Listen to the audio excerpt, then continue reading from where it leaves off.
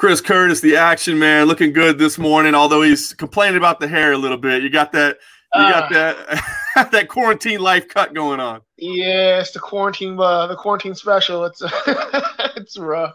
I would actually kill for a barber right now. I'm not even joking. I dig it. Well, listen, man, we're all dealing with this, that's for sure. Talk to me about just working out. You know, I mean, I know as athletes and fighters, I mean, you guys, as part of the lifestyle, are you able to keep up with it, to keep your sanity? What kind of steps are you taking? Oh, God, I've already lost my mind like a week ago. It's the worst part is everything out here is closed. Like everything's shut down. So working out pretty much what you can make of it. You know, running, calisthenics, lots of shadow boxing, and all the other greatness. But if things don't open soon, man, I'm gonna have to start like, I don't know, like hunting with my hands or something. This is bad. That's great. Tell me, you know, it was crazy. The timing, I mean, obviously timing for a pandemic, I guess, is kind of irrelevant. But, I mean, you guys had basically just opened a brand new gym at Syndicate, right? Had moved over to a new facility. Did you even get a chance? We just moved buildings, and, like, we've been in there for like a week. And then they're like, oh, yeah, by the way, the world ended. So, yeah. Nutty times, man. All right, well, listen, let's talk about your career, man. I got to go back and ask you about the PFL experience, number one, man. I haven't seen you since then or had a chance to really talk to you about it, but what a crazy night that was for you, right? I mean, to retire and then to come back and get that opportunity. Can you just talk to me about what that's like? Because I know I mean, physically, obviously, you're ready to go, but mentally, I can't imagine being in a spot where you're saying, I never want to fight again, and then you're like, oh, by the way, I'm going to fight right now. It was one of the weirder nights of my life, man. Like, you know, I'm getting old. I'm getting up there in age. I'm a little older as a fighter. Everybody's like, "Oh, you're still young," but as a fighter, I'm starting to reach that point to where, like, you know, I'm the old guy in the gym. So going in, I was like, you know, if I can't get through this guy, then if I can't get through this night, then like I'm not who I thought I was and not where I should be. And that's kind of the attitude I had in my head, which is a really shitty attitude to have as a fighter anyway, looking in hindsight. But, you know, that's where I was at in my head. And I go out there, have the exact same problem with Magomed after doing everything to change, like everything in camp to work on that. Go out there and just get stalled out again. But, you know, ended up breaking him. So he's not the most durable of champions. So I ended up breaking him again. But, you know, before I knew that, I was in the back. I kind of went in the back. You know, you had like all that time to kind of process things, and you know, I was crushed, man. I was just like, I'm not what I thought I was. So I kind of had like a little like a meltdown, man. It should have come to, you know, kind of realization that this was it. Life has to move on. So over the course of like 30, 40 minutes, man, I was like, I'm done. I went from being hurt to being done to pissed to accepting it. Finally, you know, started accepting it. You know, I had a freak out. I'm cool. My team taught me off the ledge. I'm like, okay, you know, life goes on. So I get dressed. I go out there. I got a plate of food in my hand because I'm like starving. I haven't eaten in hours. I'm about to take a bite, and Ray Cepho runs up to me and like, "Are you ready?" And I'm like, "Am I ready for what? I'm not hurt. I'm not going to the hospital." He's like, "No, you go back out in 5 minutes. Magomed can't fight." And it was the weirdest thing ever. So like, you know, in 5 minutes, I got dressed, had my hands retaped, and I'm walking out. And it's just, people don't realize, like, oh, you should be ready to fight whenever. Like, no, man. Like, there's a reason why we know when we're fighting 4 hours before we fight, because it takes a lot of work to get into the headspace of, like, I'm going to have to go out and perform and everything else.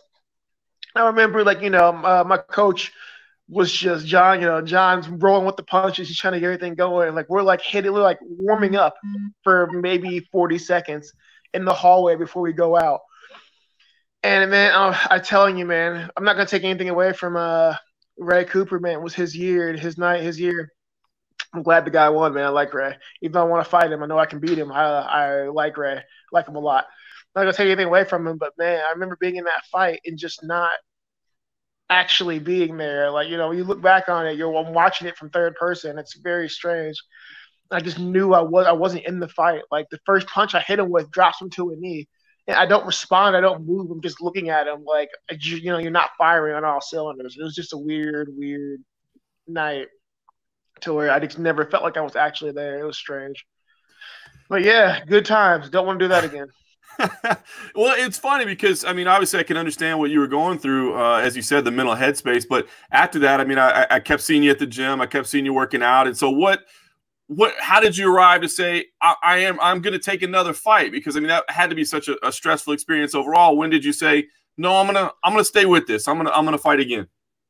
It was a combination of things, man. Like, you know, John Wood, my head coach, talked. We had a lot of conversations about it, and you know, he's like, you got to remember, in this last year, I've changed my entire life. I've moved across country. I've changed gyms. This was a really hard year for me, man. Like, I went through a lot last year. So he's like, you know, you went out there and you didn't get what you wanted, but he's like, you know, you have been fighting an uphill battle all year. He's like, give yourself a solid chance.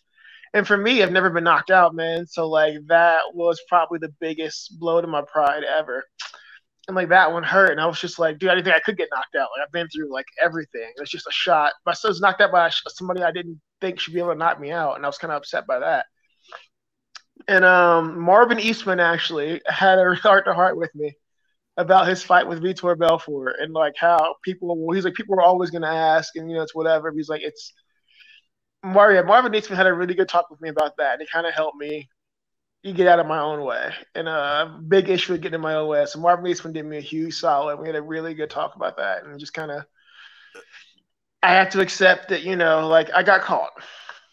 That's crazy. What was he saying? I mean, because that's the one moment that everybody still brings up to him all these years later. Is that what he was talking about? Like, it's the one moment people come up looking for the scar, looking for everything. He's like, it's just something you got to accept. He's like, it's, you know, he said he was in the same spot where he didn't want to do it anymore because just, you know, it hurts your pride.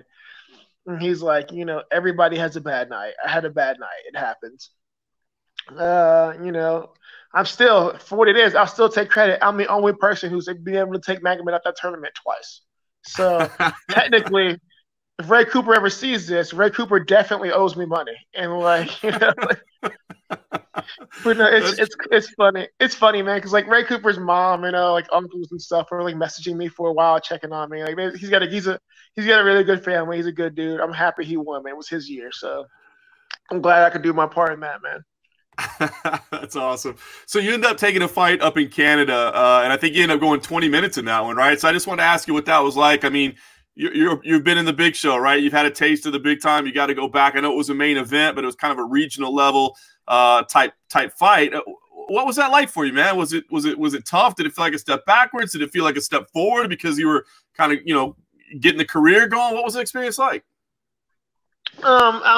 So John always says, he's like, John always laughs. He said, everybody says they like fighting, but he's like, when we get out there, not many people actually like fighting. They get scared.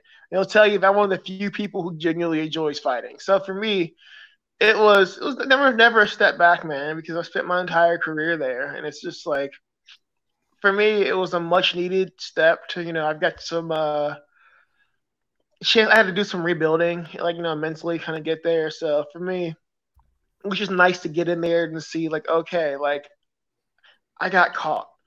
It was fucking real. It was a good shot. It was a very lucky shot. I got caught. Like, it's okay. I can go out there. I can get hit. I'm fine. I'm thinking. So, you know, it was just one of those things you have to shake the nerves off. And I love fighting for Fight Night, man. I love fighting in Canada. Like, those guys are great to me. So, you know, they welcome me back. And, you know, like Tom and Keith are really, really great dudes. And they know how I was feeling. They know that I was like really in a weird place mentally. And when I first retired, they kind of messaged me and said, you know, we know you're going through some stuff, but, you know, we're not going to vacate your belts. Like, you're our champ until you don't want to be or until someone can take it from you. And they kind of gave me my space to kind of, you know, I think they knew I'd be back, like Tom. So it was good to go back there, be comfortable, you know, fight somewhere where I'm comfortable without having to have all the stress and everything and all the random happenings. So it was a good chance to get my feet back under me and start moving forward. Nice. So I loved it. It was a fun fight for me. Fantastic. And then you end up signing with ARES. Curious kind of, I guess, what appealed to you, right? I mean, it's an up-and-coming promotion. They seem to be signing some big names, and they've got some pretty cool cities lined up where they want to host events. So, I mean, what stood out to you about ARES? What made you say, yeah, man, this is a spot I want to go? Oh, man, they offered me decent, really good money. And I was like, I am down. I am a mercenary first and foremost. So, like, They offered me a good contract, so I was down. And then, they're fighting everywhere. So I'm like, well, I'm not going to chase the UFC anymore. And I'm 33. I'm gonna be 33 in a few months, man. So I might as well like have the fun that I can. And they're fighting all over the world. They're signing good people. So I'm like, I don't have to go hunt. I don't have to go track down fights. They're signing really skilled people, so I can keep testing myself. And I get to fight. I was gonna fight in Brussels the last time, so I mean, it's why wouldn't I? Like they're really serious about ARES is really serious about expanding and making a big presence. So I think it'll be fun to be a part of that because as soon as I get the belt, I will be they'll have all these new opportunities and everything else. And I plan on being the first welterweight champion anyway, so I'm excited. This is going to be fun for me. I dig it. I mean, obviously, we're kind of at the mercy of this pandemic right now. Nobody really knows the schedule, but I mean, do you have tentative plans right now as far as who you think you're going to fight first, where it might be, or is that still kind of to be determined at this point? I had a guy I was going to fight. I can't remember his name. It's on the internet somewhere, and that's gone. So I don't know what the deal is if they're rescheduling that. That was at 85, but I mean, it was kind of a shorter notice. But going forward, I'll probably just stick at 170. But I've got no idea what's going on. But I'll probably just hang out at 170, where it's harder for me to make the weight. But man, if I was like 3 inches taller, I'd definitely be an 85er. But I wasn't blessed that way, so I'll stick at 70. But who knows, man? They were saying they rescheduled it. They set a date. It's a little ways off, maybe like October or something. So we've got some time. So I think they're especially being based in Europe, they've got the short end of the stick on this one. So they've got no choice but to be safe. I can't blame them for that. At least they care about people's safety as opposed to just making a dollar. No question about that. Well, I guess my final question would be then just, the status of your career, because, I didn't know, having the 2 retirements, that sort of thing. I mean, I didn't know if your heart was still in it 100%, if you were still kind of trying to find your way. But talking to you now, it does seem like, you're fully committed. So I guess if people are wondering like, hey, where's Chris's head at? Where's he at in his career as he starts this chapter? I mean, is this a case by case, a one-off type thing? Or do you feel like, no, I'm back in this for the long run? So I've never been anything but fully committed. Even when I had no intention of fighting, I still trained more than most people. It's just this is all I've done full time for the last 13 years of my life. So I mean, I'll never do anything and not be committed to it. Like no, especially fighting. I've given too much of my life to fighting to disrespect it by I'll never be a guy who goes into a fight half prepared. I can't do it. I don't know, man. I'll be the first to admit I'm a very emotional guy, man. I wear my heart on my sleeve, and I had to say before, I make decisions, and then later, at that time, even weeks later, months later, I'll feel like I made that right decision. But I've got no issue changing my mind if that's how I decide. If I get to a point later to where I'm like things are different, I'm okay with that. Like I've got no issue with it. People can be bothered by it or what. I don't particularly care. Until they pay my bills, I'm not overly concerned. But it's having to talk with John and some other stuff about like my priorities in this and everything else. It kind of helps put everything in perspective. So I'm not here. I'm not fighting to get in the UFC anymore. I'm not fighting to do all this crap. I'm just here to fight, man. Like this is what I've been good at. This is what I've dedicated my life to. So I don't have that sword of Damocles over my head about getting into the UFC before my time's up. Like I'm just here to fight. So no, I'm just gonna enjoy it, man. ARES offered me a really good chance. I got to do PFL, and now ARES offered me a good chance to do stuff. So I'm just gonna enjoy the ride, man. I'm gonna go out there and keep putting my work in, keep beating people up, keep getting better, keep collecting belts, and I'm just gonna enjoy the ride while I have it. Because at the end of the day, I gotta realize so many people in the world don't get to do this. And then so many more people who do get to do this shouldn't be doing it anyway. So I'm in a really fun spot to where I get the talent and the ability to do it. So I might as well enjoy it. Much respect, man. Well, the schedule's a little uncertain for us all right now, but once we get back to business, we'll look forward to you making that run at 170 and appreciate the time. I guess you're looking forward to a haircut first more than anything. My God, I like a freaking sheep wolf, man. It's terrible. But yeah, man, I can't wait, man. So I'm gonna get to drink this coffee, go hit a run, and then another 13 hours of video games. Hey, man, that quarantine life, man. Stay safe, brother. We'll hopefully see you in the cage in the fall, man. Take care, man. I can't wait to put on a show for ARES, man. I want to say thanks. Thanks for having me on, and thanks for ARES for starting the next chapter in my career. So I'll see you guys soon.